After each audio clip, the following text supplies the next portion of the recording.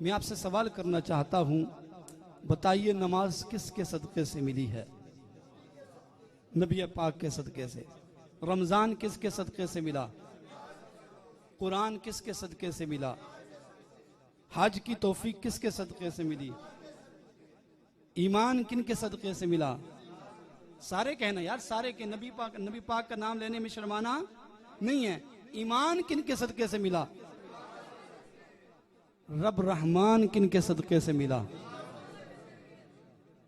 तो याद रखिए कि इस दौरे पुरफितर में जो वक्त चल रहा है, हर एक जवान और बुजुर्ग वो आगाह है। इस वक्त कुफार, दुश्मनान इस्लाम और लिबरल और सेकुलर पूरी कोशिश के साथ और पूरी तैयारियों के साथ वो लगे हुए हैं कि दीन मुस्तफ़ा को हैज किया जाए, दीन मुस्तफ़ा को गिराया जाए, इसके जो शान को कम किया जाए। और माज़अल्लाह नबी पाक सल्लल्लाहु अलैहि वसल्लम की दिन दिहाड़े आए रोज नई से नई गुस्ताखियाँ, नई से नई बेअदबियाँ हो रही हैं। लेकिन ये याद रखिए कि कुफार और उनके हामी, लिबरल और उनके हामी सारे मिलकर भी ये दीन मुस्तफ़ा की तरफ मेली आंख करके देखें, अल्लाह ताला उन आंखों को फोड़ देगा और इस्लाम दिन ब दिन बुलंद होता रहेगा। इज्जत मुस्तफ़ा के झंडे वो पहले से लहराए जा रहे हैं और सुबह क़यामत तक लहराते रहेंगे, लहराए जाते रहेंगे। और गुलामान मुस्तफ़ा अपनी नबी की इज्जत और नामूस पर पहरा देते रहेंगे, गर्दनें कटवाते रहेंगे, जाने कुर्बान करते रहेंगे और दुश्मन इस्लाम का जो है उनकी बेखुनी करते रहेंगे। इस वक्त जो जरूरत है वो इस अमर की है कि नमाज अच्छी, ज़कात अच्छी, रोजा अच्छा, हज अच्छा, ज़कात अच्छी, मगर मैं इसके बावजूद मुसलमान हो नहीं सकता। न जब तक कट मरूं शहबतहा की इज्जत पर, खुदा शाहिद है कि कामिल मेरा ईमान हो नहीं सकता। नमाजें तो उस वक्त भी पढ़ी जाती थी जब नबी पाक सल्लल्लाहु अलैहि वसल्लम ओहद के मैदान की तरफ गए। उस वक्त भी मस्जिद नबवी में 300 मुनाफिक वो सजदे पे सजदे किए जा रहे थे, नमाजें पे नमाजें पढ़ी जा रहे थे। लेकिन उधर ओहद के मैदान पर नबी अलैहिस्सलातु वस्सलाम के दंदान मुबारक शहीद हो रहे थे, आपका चेहरा लहूलुहान हो रहा था। और उस वक्त रब्बे करीम उन्हीं पर राजी हुआ जिन्होंने अपने जिस्म पर 70 तीर खाए और अपनी जानों के नजराने पेश किए। रब का सलाम उन्हीं को है और निगाह मुस्तफ़ा उन्हीं पर है जो इज्जत और नामूस से मुस्तफ़ा पर पहरा देने वाले होते हैं।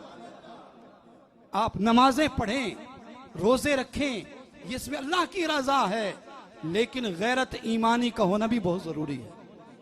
इस वक्त मस्जिद से, खानकाहों से निकलने की जरूरत है।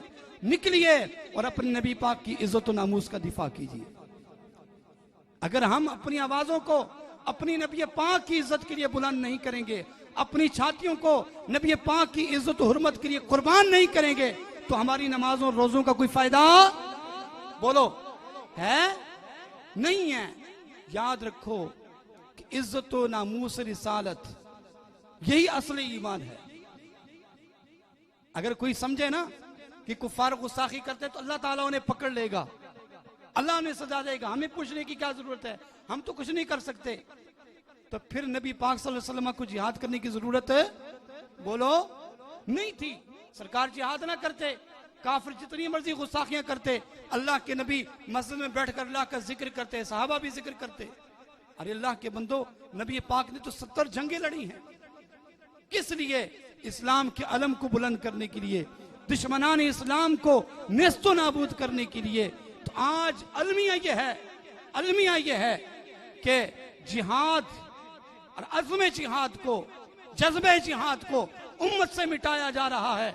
लेकिन याद रखो, इस्लाम उसी वक्त तक कामिल था जब तक मोमिन की तलवार नियाम से बाहर थी।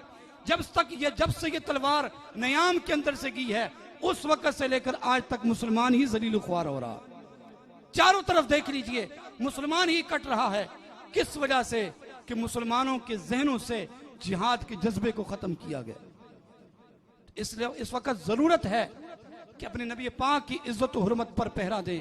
आप जिस प्लेटफॉर्म पे हैं, जहां भी आप हैं, आप कहें यार हर बात बर्दाश्त हो सकती है, लेकिन नबी पाक की गुस्ताखी चाहे कोई हुक्मरान करे, चाहे कोई सियासी लीडर करे, चाहे कोई काफिर करे, चाहे अपना बाप ही क्यों ना करे, तो उसके लिए वही जज्बा होना चाहिए जो सहाबा इकराम का जज्बा था।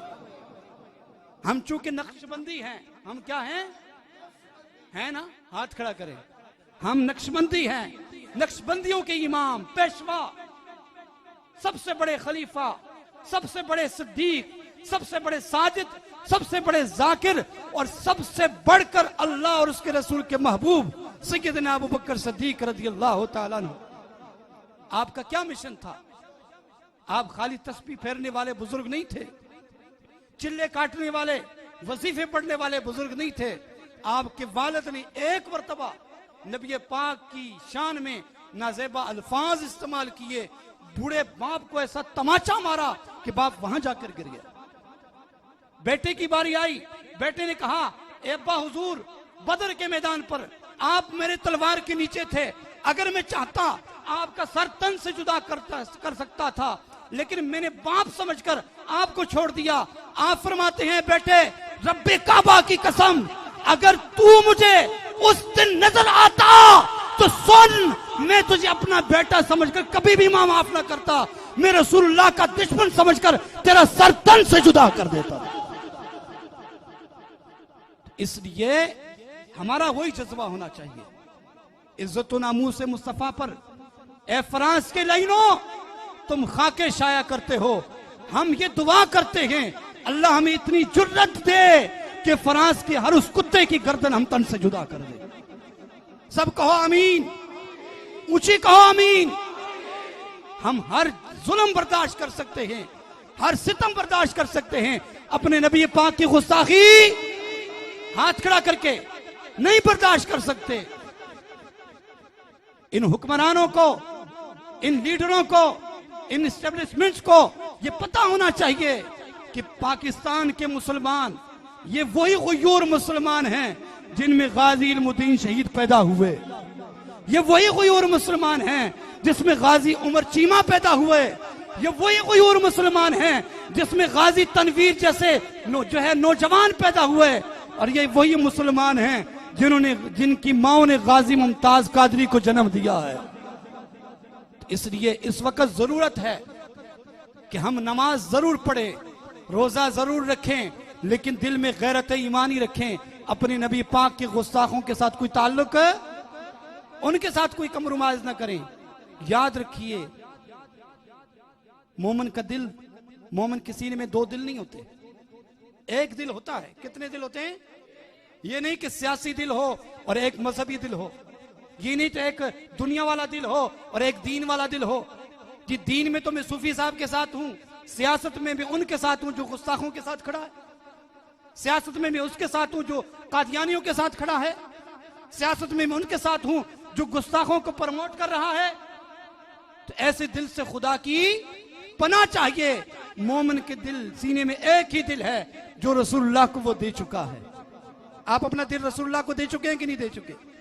दे चुके हैं हम रसूलुल्लाह, हम सौदा कर चुके हैं दरबार मुस्तफा में। हमें बार बार बिकने की जरूरत नहीं है, हम पहले से बिक चुके हैं।